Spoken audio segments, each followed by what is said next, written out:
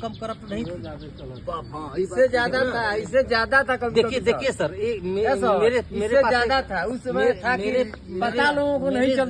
इस गाँव में हुआ, बहुत आध्यात्मिक टॉपिक मेरे साथ पे चर्चा छिड़ी है, बहुत है आध्यात्मिक टॉपिक पे चर्चा छिड़ी है। मेरे पास मैं जिसकी बात करता हूँ कि ये अचानक सब कुछ इतना अच्छा था तो अचानक हमारी पीढ़ी खराब हो गई क्या? ऐसा नहीं होता है, अचानक कोई भी चीजें नहीं होती, सबके पीछे एक प्रोसेस है। विदिन 1 सेकेंड में घटने वाली घटना के पीछे भी कई सारे प्रोसेस हैं। बिना किसी प्रोसेस से गुजरे कोई घटना नहीं घटित होती है।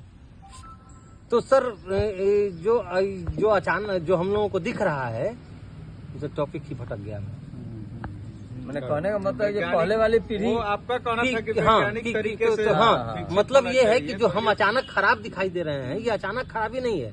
एक सिंपल सा लॉजिक है सर कि अगर आप अपनी पीढ़ी की समस्याओं से नहीं लड़ेंगे, उनसे निजात नहीं पाएंगे, तो वो समस्याएं दूसरी पीढ़ी में ट्रांसफर होंगी, दूसरी से तीसरी में ट्रांसफर होंगी। आज की डेट में, आज का जो दौर है, वो सारी समस्याएं एक साथ जड़वत हमारे सामने खड़ी हो गई हैं, जिसके बाद हम लोगों के पास कोई निदान नहीं दिख रहा है, क्योंकि समस्याएं चौमुखी हैं, चौतरफा हैं।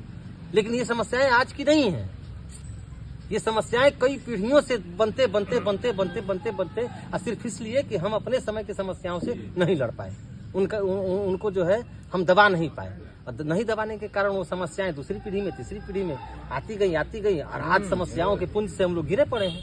नहीं, जब वैज्ञानिक सोच के हिसाब से जब हम आगे बढ़ रहे हैं, तो जितना पोंगापंथी इधर बढ़ा है, वैज्ञानिक सोच, तो ये जितना बाबागिरी हुआ, चाहे ये कर्म कांड, इस सब का जो प्रभाव जो है, इतना तो कम होना चाहिए।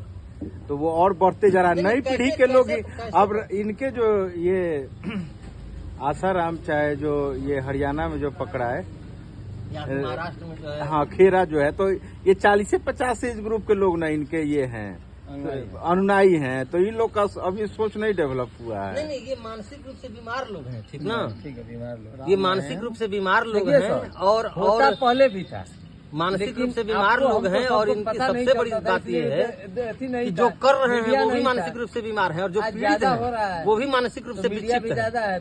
कहीं न कहीं उनको लग रहा है कि उनके जीवन में किसी खास चीज की कमी है, तो ऐसे व्यक्तियों को आसानी से बरगलाया जा सकता है, आसानी से मूर्ख बनाया जा सकता है। लोग जुड़े हुए थे, इसलिए ये संकट उभर रहे हैं। बागेश्वर धाम वाले जो है लोग गलती कर, धर्मेंद्र शास्त्री, इनको तो बड़का साइंटिस्ट, धीरेन्द्र शास्त्री, साइंटिस्ट लोग और सरकार भी महिमा मंडित कर रही है।